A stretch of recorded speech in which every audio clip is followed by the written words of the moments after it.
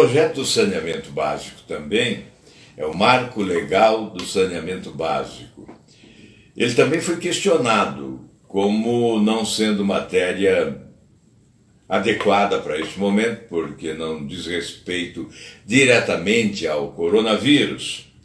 É evidente que você pode até interpretar que é sim diretamente vinculado à saúde, né, à crise sanitária, portanto, e ao coronavírus. Então vamos começar. O que se pretende com esse projeto é a universalização do saneamento básico e do serviço de água tratada até 2033. Qual é a realidade de hoje? Hoje é um estágio medieval.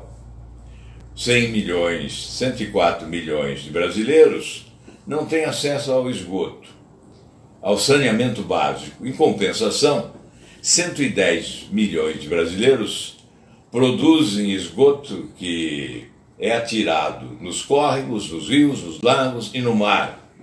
Depredação ambiental, um mal enorme à saúde. Por isso, de cada 15 mil pessoas falecem por ano, como decorrência dos males produzidos pela ausência do saneamento básico, e 350 mil pessoas estão internadas.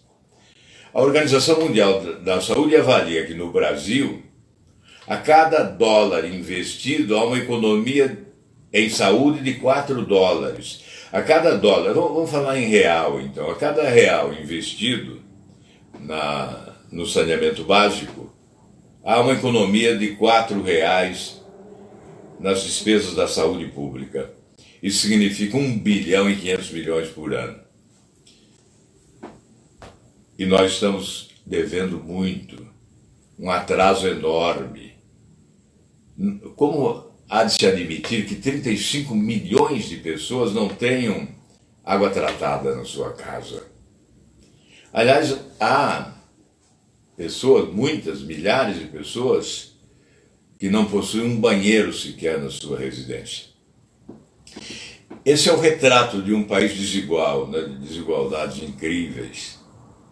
35 milhões de pessoas sem água tratada é o equivalente à população do Canadá.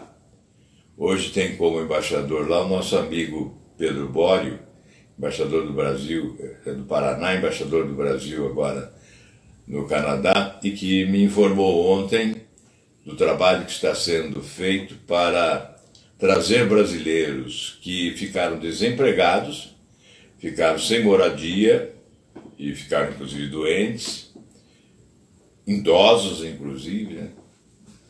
Então, a Embaixada do Brasil no Canadá está providenciando o retorno, e neste sábado chega o primeiro voo de uma série de 3 voos que trarão esses brasileiros para casa de volta, né, para o nosso país.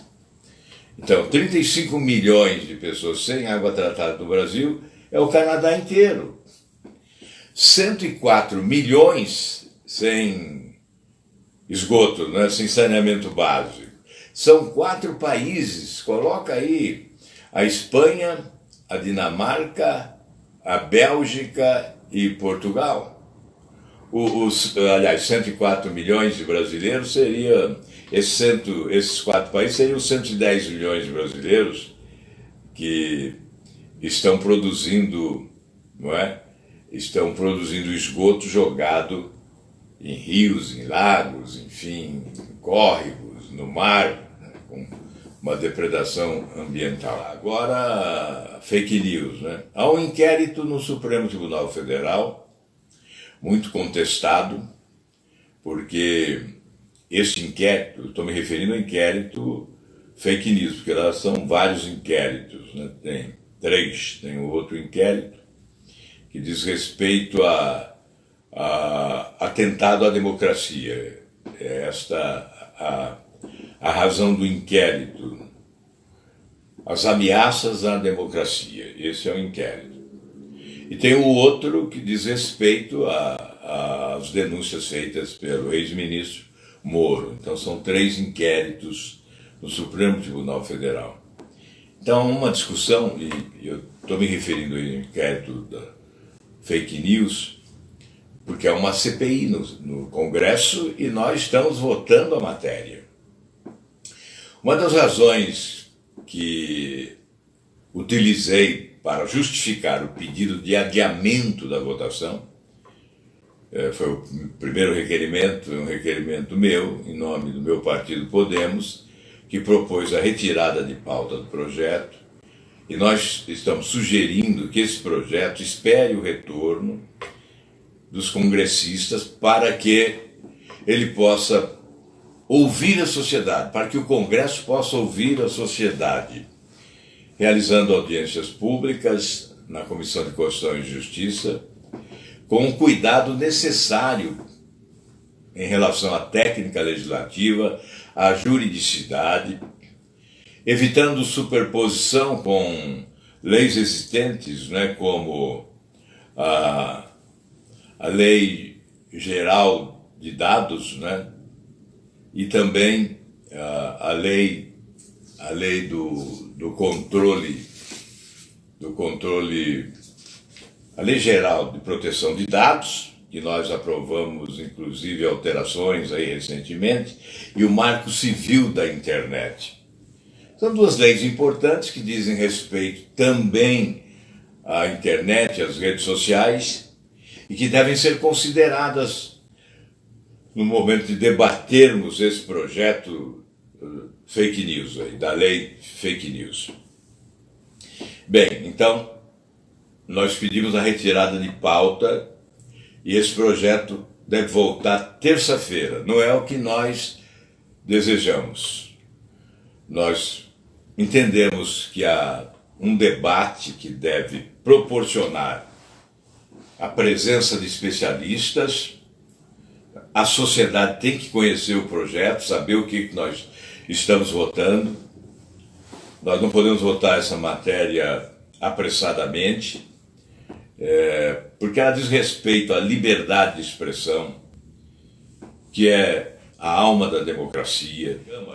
Eu não entendo porque até hoje não houve uma pressão a favor do fim do foro privilegiado. Não houve.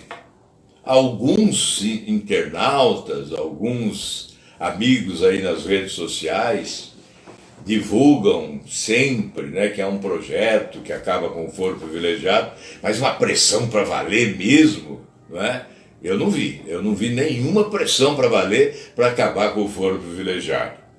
Então, se há suspeita de que há um conluio entre Senado e Supremo e por isso nada acontece, é só acabar com o foro privilegiado que esse conluio desaparece.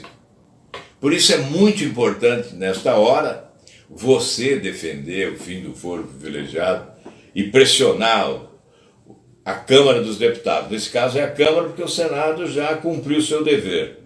E como é uma emenda à Constituição, não depende de sanção do Presidente da República. Então, se a Câmara dos Deputados vota em 2 turnos, aí nós teremos a promulgação da emenda constitucional, acabando com o foro privilegiado. Estaremos dando um passo importantíssimo na direção de uma nova justiça no país, onde todos realmente serão, aí sim, iguais perante a lei. A prisão em segunda instância.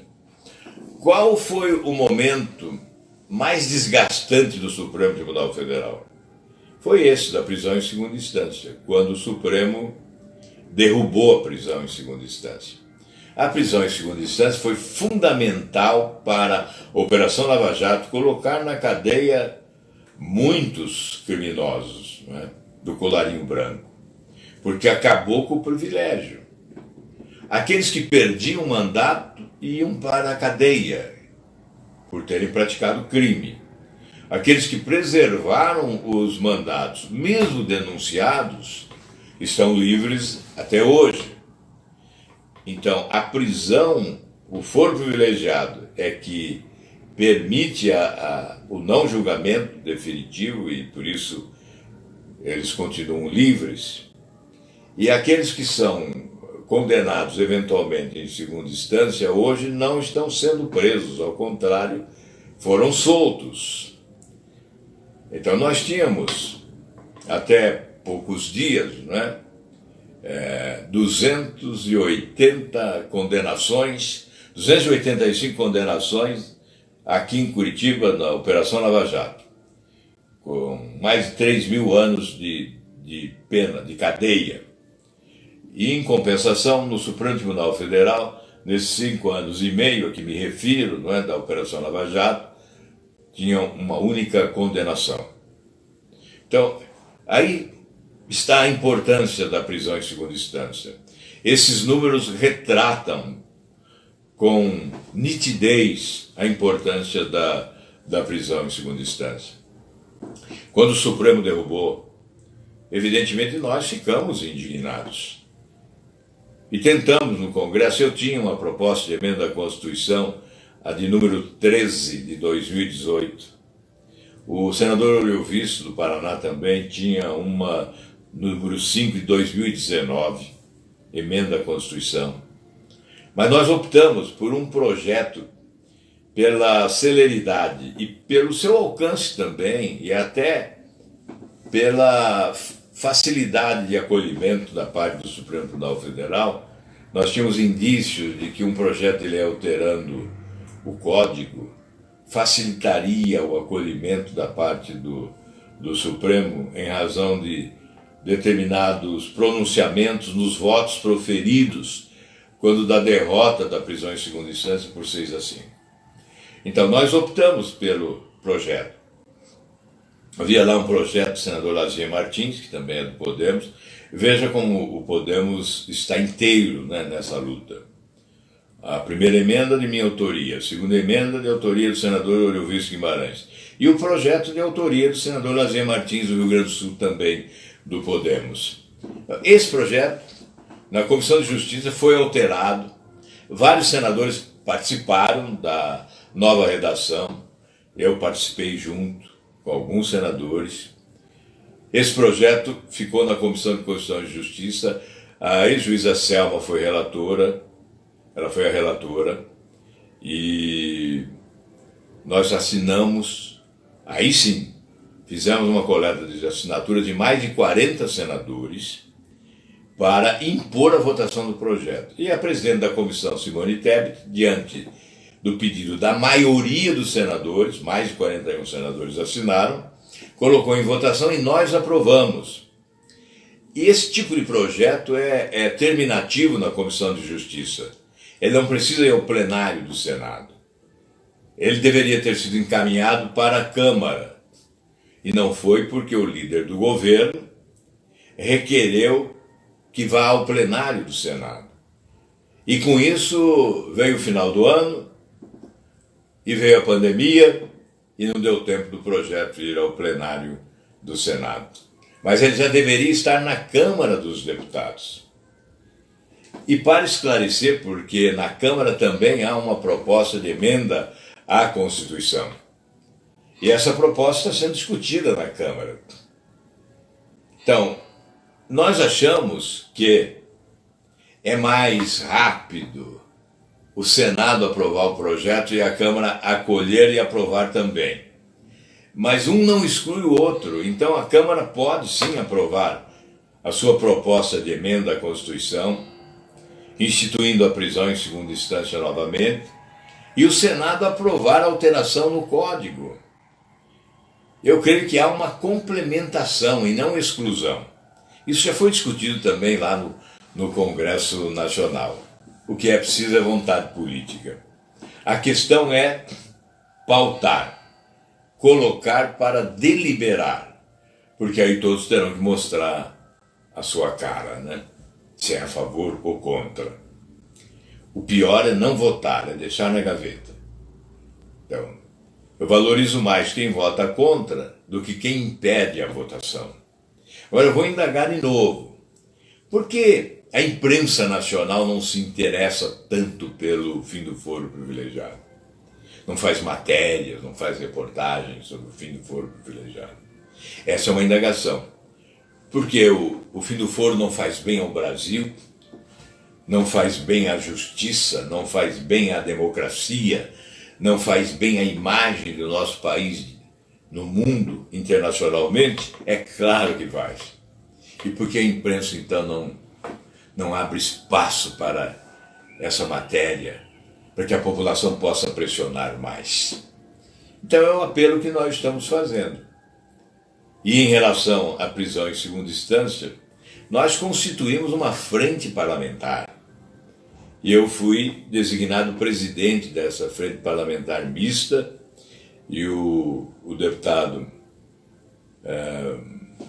Marcel Van Hatten, né, do Rio Grande do Sul, do Partido Novo, se tornou vice-presidente. Nós fizemos esse movimento antes da pandemia, tentando levar isso à plenária, levar à votação, tentando enfrentar essa estratégia protelatória. Né? Mas, infelizmente, não tivemos sucesso, porque veio o recesso de final de ano e logo depois, quando retornamos, a pandemia e aí o sistema remoto de deliberação. Nós estamos, portanto, de mãos atadas, né? Estamos limitados nestas matérias, em que pese o fato, isso é preciso reconhecer, da produção significativa, importante do Congresso Nacional nesse momento de pandemia, com projetos importantíssimos que foram aprovados rapidamente, evidentemente correndo o risco, inclusive, de equívocos em matéria de técnica legislativa, de juridicidade. Nós estamos passando por cima disso tudo a favor da emergência, da necessidade. É muito importante que determinadas matérias sejam votadas com muita rapidez nesta hora. Bem, não vou além, vou agradecer aí a presença de todos, o apoio de todos, agradecer aqueles que concordam, respeitar aqueles que discordam, respeitar as críticas civilizadas, obviamente o repúdio a críticas criminosas, as críticas ridículas, né? Que ofendem a moral, que ofendem a dignidade das pessoas, mas o nosso respeito a toda crítica civilizada. Ela pode ser dura, assim, pode ser dura, pode ser contundente, mas que seja civilizada. E eu coloco mesmo nesses termos, né, de civilidade. Bem, amigos, obrigado. Então, uma boa noite a todos e um ótimo final de semana.